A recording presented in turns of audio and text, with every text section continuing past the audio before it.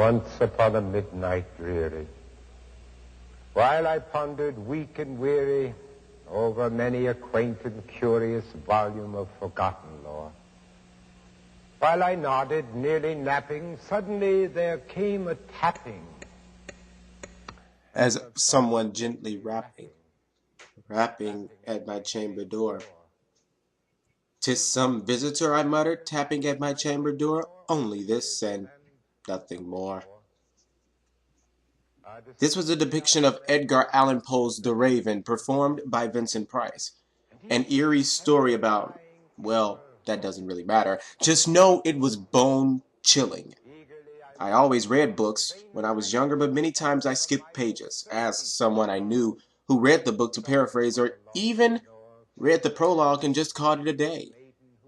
But one day I picked up this book, The Raven, and although it was a short story, I read it from beginning to end. The silken, sad, uncertain rustling of each purple curtain thrilled me, filled me with fantastic... Okay, let's be honest. The jargon wasn't the easiest to understand, but that's why these books were created, right?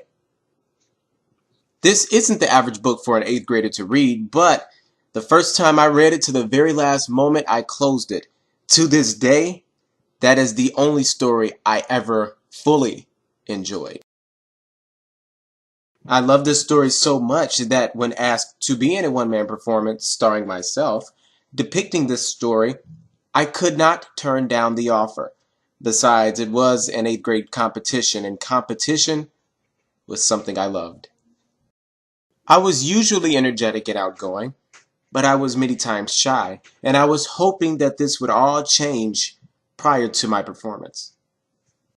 At the end of the day, I came in 2nd place out of 20 students in my oratory performance of the book at an Area 17 event for junior high students.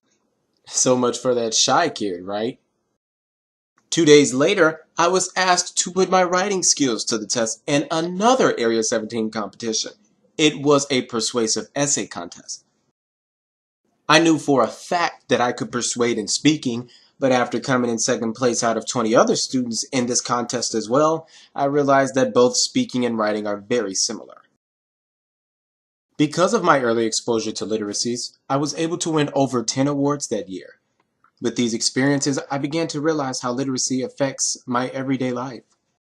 From the way I speak, Arab American Family Services, a non-for-profit organization, invites you for a night of fun. Yahla Voice is proud. The way I write, and the way I communicate are due to those many literacies and their techniques. And to this day, I am still guided by those same influential ideas I had then.